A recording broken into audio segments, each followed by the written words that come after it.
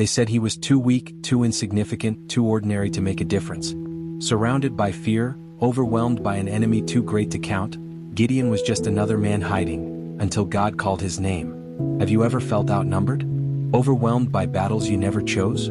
This is the story for those who feel small in the face of impossible odds. The story of Gideon, he defeated the Midianite army with only 300 soldiers, is not just a Bible story, it's a message for you.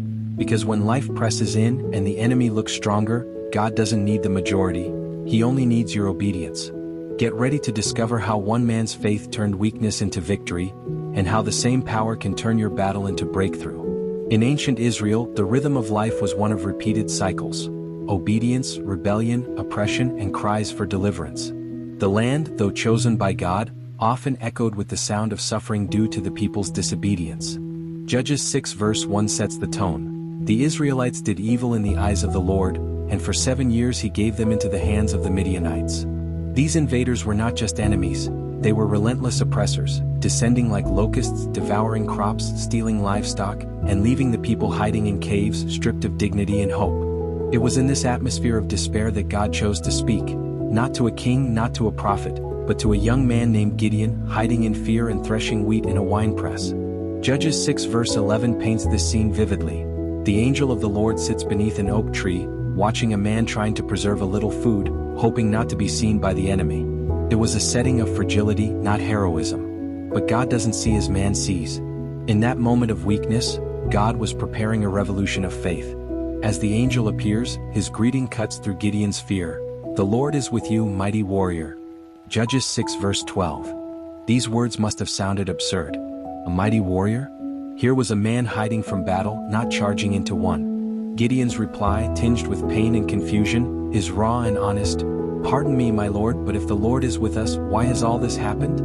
Judges 6 verse 13. This isn't just Gideon's question. It's the cry of every soul that's ever wondered where God is in the chaos. Yet the angel doesn't answer with explanations. Instead, God gives Gideon a mission. Go in the strength you have and save Israel out of Midian's hand. Am I not sending you? Judges 6 verse 14. It's not about Gideon's strength, it's about God's presence. But Gideon isn't ready. He sees himself as the least of the least, the weakest of the weak. Still, God responds with assurance, "I will be with you, and you will strike down all the Midianites, leaving none alive." Judges 6 verse 16. This is the God who sees potential where others see limitation. It's the beginning of a transformation. Gideon, still unsure, asks for a sign. He prepares an offering, goat meat and unleavened bread, and places it before the angel. Judges 6 verse 21 describes the moment. The angel touches the offering with the tip of his staff, and fire flares from the rock, consuming it completely. In an instant, the divine becomes undeniable. The angel vanishes and Gideon, overwhelmed, realizes he has seen the Lord's messenger face to face. In Judges 6 verses 22 to 23, he panics, believing he will die, but God speaks peace to him. "Do not be afraid. You are not going to die." At that place, fear gave way to worship. Gideon built an altar and called it, "The Lord is Peace." What had been a hiding place became holy ground. But even after this encounter, Gideon's heart was still hesitant. The task ahead was daunting. The Midianites were many, he was one. So Gideon, needing further reassurance, asked for something tangible, something unmistakable, a sign that would confirm God's promise.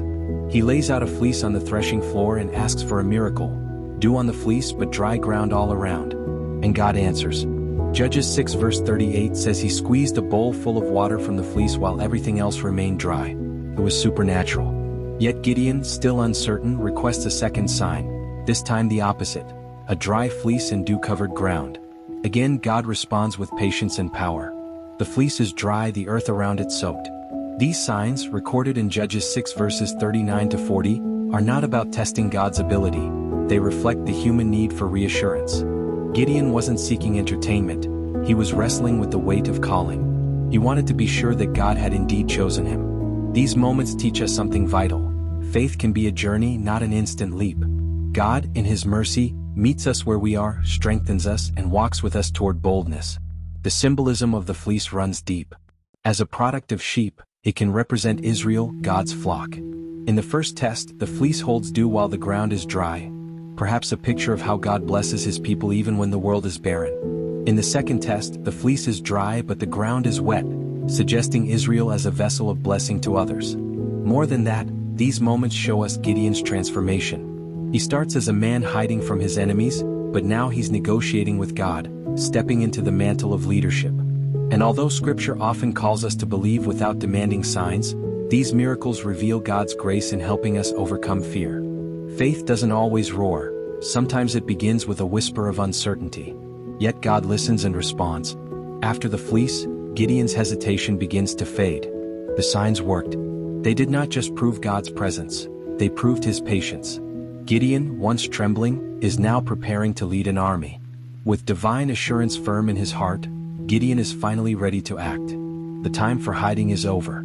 The warrior within is rising. Judges 7 verse 1 takes us to the next chapter. Early in the morning, Jerubbaal, that is Gideon, and all his men camped at the spring of Harod. Gideon now carries not just a new name but a new authority, one who tore down altars to Baal and challenged the spiritual status quo. His army assembles, and with human eyes, it seems a strong force. But God's ways are not man's ways. What follows is not a typical military strategy but a divine plan to ensure that Israel would know, without doubt, that victory belongs to the Lord.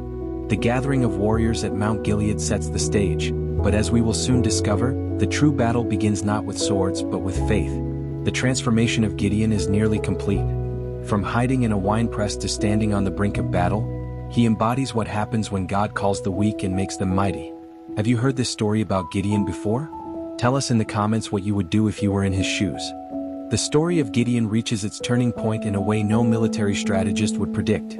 Not with overwhelming force or elite weaponry, but with sheer trust in God's direction. Imagine the tension in Gideon's heart as God told him he had too many men. Too many? In human logic, strength comes from numbers, but God was writing a different narrative, one that would echo through eternity. By reducing the army to 300, God ensured Israel could not claim the glory for themselves. This principle is perfectly aligned with what Paul later wrote in 2 Corinthians 12 verse 9. My grace is sufficient for you, for my power is made perfect in weakness. God was sculpting a testimony of dependence, not dominance. Those chosen, the 300 who lapped water like dogs, might have seemed insignificant, but they were alert, ready, and symbolic of vigilance. The number itself carries spiritual weight. With just 318, Abraham rescued Lot. With 300, Samson brought ruin to the Philistines. Over and over, Scripture declares, it is not the size of the army, but the size of the God who leads them. Now picture that silent, solemn night in the camp. Thousands had returned home, leaving only a few hundred staring out across the valley, where the fires of the Midianites glowed like stars on the ground. Some of the dismissed soldiers might have felt relieved, others embarrassed. But the 300 left behind? They stood in the quiet grip of destiny. There was no turning back. For Gideon, this moment was a collision between fear and faith. He had tested God with the fleece. Now it was his turn to be tested. Could he lead, not with visible strength, but in obedience? The reduction of the army became more than a logistical decision. It became a lesson in spiritual vision. Sometimes the calling of God strips us down, removes our human safety nets, and asks us to walk forward with nothing but faith. That's when miracles are born. That's when God shows he alone is the source of victory. And for Gideon and his 300, the miracle was just beginning to unfold. As the night deepened, the Lord, knowing the frailty of human courage, gave Gideon a gift of reassurance. If he was afraid, he told him to sneak into the enemy camp and listen. And so, Gideon with his servant Purah, crept through the darkness, heart pounding, until they overheard 2 Midianite soldiers talking. One told of a dream, a barley loaf tumbling into the camp, striking a tent and flattening it. His comrade interpreted it immediately. This was the sword of Gideon, and God had delivered Midian into his hands. A humble loaf of barley, common food of the poor, represented Gideon's tiny force. And the toppling tent? The downfall of a mighty army. Right there, beside the very men he would fight, Gideon received undeniable confirmation. God was ahead of him. Not only would the battle be won, but even the enemy was already prophesying their defeat. Gideon didn't return to his men trembling. He returned worshiping. He had heard enough. Faith had found its footing. Well, we're almost at the end, but I noticed that you still haven't left your like. This is very important for YouTube to continue sharing our content with you, so leaving a like is free and will help you. Thank you, and let's get back to the video. Back at the camp, Gideon moved with a leader's resolve. He called his men together and gave them not swords, not spears, but trumpets, jars, and torches. It sounded more like a ritual than a raid. But this was God's plan, not to overpower but to overwhelm with confusion. The 300 were split into 3 companies. Each man held a trumpet and a hidden torch inside a clay jar. Then came the instructions: watch me. Do what I do.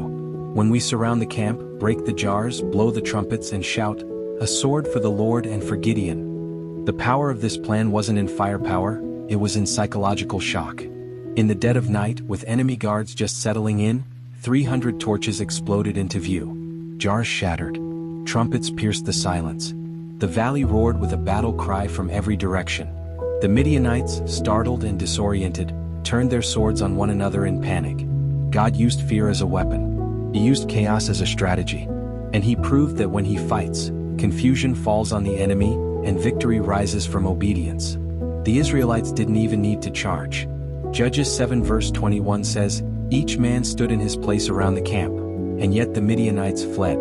The miracle wasn't just in the noise or the light, it was in the stillness, the faith to stand firm while the enemy self-destructed. As the last echoes of trumpets faded, the battle was already over. But the mission was not. Gideon, now emboldened by God's unmistakable hand, turned his eyes to pursuit. The Midianites were on the run, and the time had come to strike decisively.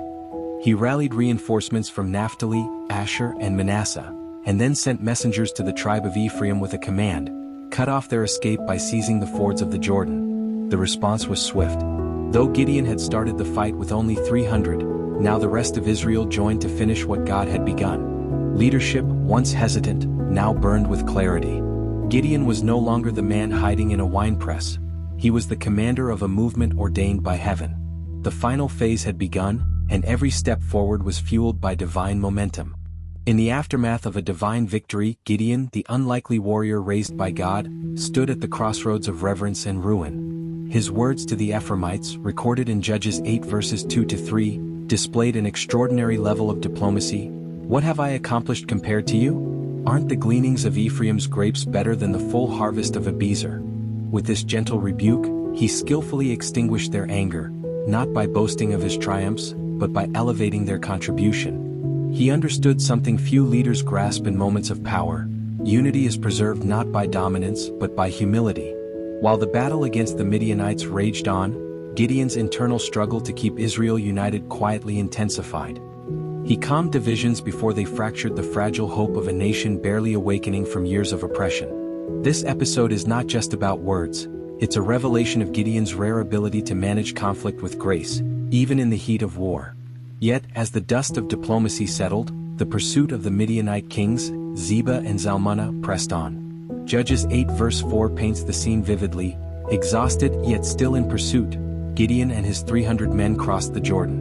His request for bread from the people of Sukkot was not a demand, it was a desperate plea for help in a just cause. But instead of support he met doubt. Their question dripped with scorn. "Do you already have Zebah and Zalmunna in your hands?" Their disbelief wasn't just an insult, it was a rejection of the very mission God had ordained. Gideon's response was not just harsh, it was prophetic. "When the Lord delivers them into my hand, I will tear your flesh with desert thorns." This wasn't vengeance. It was justice, a warning to those who refuse to stand with righteousness in its hour of greatest need. In Peniel he received the same rejection. His words to them were even bolder: "When I return in triumph, I will tear down this tower." Gideon was no longer just a leader in battle, he was a judge upholding the cost of disloyalty during divine intervention. And then came the climax. Judges 8 verses 10-12 reveals the final blow. The last 15,000 Midianite soldiers gathered in fear at Karkar, remnants of an army once 135,000 strong. But Gideon, undeterred, launched a surprise assault, routing them completely. The kings fled. Gideon chased. And he captured them. This victory wasn't born of strength or numbers. It was born of persistence, of divine calling, of a warrior who refused to let weariness dictate the outcome. The capture of Zebah and Zalmunna was more than a military success. It was the collapse of a tyrannical threat. And yet, as the battlefield fell silent, Gideon's eyes turned back towards Sukkot and Peniel. Justice demanded fulfillment. With exacting precision, he held their leaders accountable. using the same thorns they had metaphorically wielded in their rejection of his plea. He tore down Peniel's tower as promised. His actions were severe, but in the framework of ancient Israel they were just a solemn reminder. When God moves and men refuse to follow, there is always a reckoning. In the final act of this dramatic pursuit, Gideon faced his deepest grief. Judges 8 verses 18 to 21 recounts a confrontation not just with enemies, but with the murderers of his brothers. "What kind of men did you kill at Tabor?" he asked. Their answer, "Men like you, each one with the bearing of a prince," was both confession and insult. These weren't faceless victims, they were Gideon's own blood. "If you had spared them, I would not kill you," he replied. Vengeance became personal. He called on his son Jether to strike the blow, but the boy trembled. Zebah and Zalmunna, sensing his hesitation, mocked them both. So Gideon rose, a father stepping into the place his son feared to stand. And with resolve he ended them. This was not cruelty. It was closure. A final act of justice for a family torn by war. As he took the ornaments from the camels' necks, symbols of royal power, it was clear, Gideon had become something more than a deliverer. He was now a ruler in all but name. And so the people came to him, full of gratitude and awe. "Rule over us," they pleaded in Judges 8 verse 22. "You, your son, and your grandson." In their eyes, Gideon was already a king. But his response, stunning in its humility, echoes like a trumpet blast through history. "I will not rule over you, nor will my son. The Lord will rule over you." It was a moment of clarity. A declaration that Israel's true king was unseen, eternal, divine. And yet, Gideon was still a man. Judges 8 verses 24 to 27 reveals the paradox. Though he refused a crown, he requested gold, plunder from the victory. From this, he fashioned an ephod, a sacred priestly garment, and placed it in Ophrah. But what began as a symbol of worship became an idol. The people prostituted themselves before it, and it ensnared Gideon's legacy. His heart may have longed to honor God, but his actions sowed confusion. This golden ephod became a silent golden king, one the people bowed to while forgetting the God who had delivered them. Yet for a time peace prevailed. Judges 8 verse 28 declares that Midian was subdued, and the land rested for 40 years under Gideon's leadership. These were years of calm born from courage, years where the memory of his victory echoed like a shield over Israel. But even in peace, danger brewed. Judges 8 verses 30 to 31 exposes cracks in the foundation. Gideon had 70 sons by many wives, and a concubine in Shechem who bore him a son, Abimelech. This name would soon become synonymous with betrayal and ambition. Gideon, despite his noble stand against kingship, lived like a king. His household mirrored the monarchs of pagan nations. Polygamy, power, a growing dynasty. Seeds were being sown, seeds that would bloom into sorrow. He died at a good old age, and was buried with honor. But honor fades when remembrance fails. And indeed, remembrance failed. Judges 8 verses 33 to 35 closes this chapter with a heartbreaking fall. No sooner had Gideon died than the Israelites again prostituted themselves to the Baals. They abandoned the Lord, forgot the one who saved them, and turned to Baal-berith. Not only did they forsake their God, they showed no kindness to the family of the man who had delivered them. Gideon, the mighty warrior, had fought enemies without and within. He brought peace, honor, and justice. But in death, his people chose forgetfulness. The ephod remained, the worship waned, and the cycle of rebellion began anew. Gideon's story is one of faith and fracture, glory and grief. A man called by God who rose, ruled, and then watched from the grave as his people fell once more into darkness. Thank you for watching this far. Don't forget to subscribe to the channel to continue receiving the next content. Until the next video, and may God bless you.